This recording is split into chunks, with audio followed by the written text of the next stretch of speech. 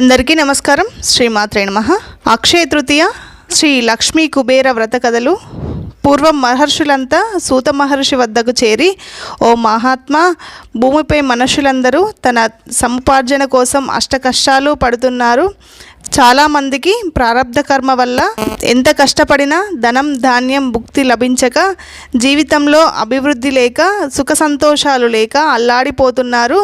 అటువంటి వారు ఆ కర్మను తుడిచివేసుకొని సంపదలని పొందే మార్గం ఏదైనా ఉంటే సెలవివ్వమని ప్రార్థించాడు. అప్పుడు సూత మహర్షి, ఓ మునురారా, ఈ ప్రశ్నలో మీ స్వార్థం లేదు, లోక కళ్యాణం కోసం అడిగారు కనుక మీకు ఒక అద్భుతమైన వ్రతం గురించి చెప్తాను అని చెప్పాడు. దానిని శ్రీ లక్ష్మీ కుబేర వ్రతం అంటారు. కుబేరుడు ధనాధిపతి. ఈశ్వరుడి అనుగ్రహం వల్ల ఉత్తర దిక్కునకు నవనిధులకు పాలకుడయ్యాడు.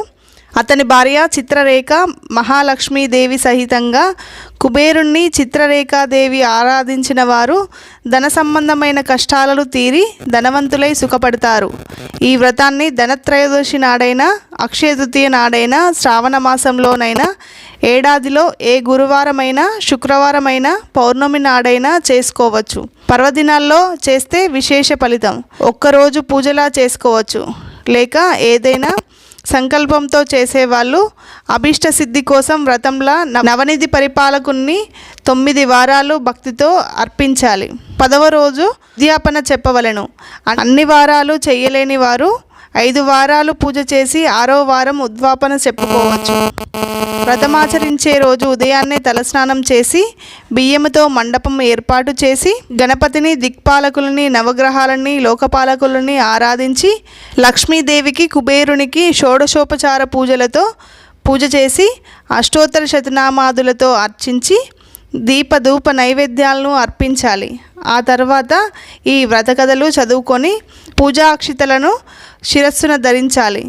అతిథిని పిలిచి లక్ష్మీ కుబేర స్వరూపంగా భావించి భోజనం పెట్టాలి. భోజనం పెట్టి వాళ్ళ ఆశీర్వాదం తీసుకోవాలి. భోజనం పెట్టలేని వారు ప్రసాదం పెట్టి తాంబూలమైనా ఇవ్వాలి.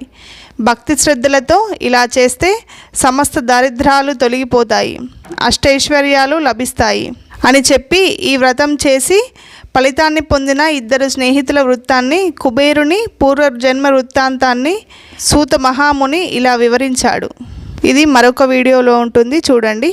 ఈ వీడియో కనుక మీకు నచ్చినట్టయితే లైక్ చేయండి, షేర్ చేయండి, ఛానల్ సబ్స్క్రైబ్ చేసుకోండి, పక్కనున్న బెల్ ఐకాన్ని క్లిక్ చేయండి.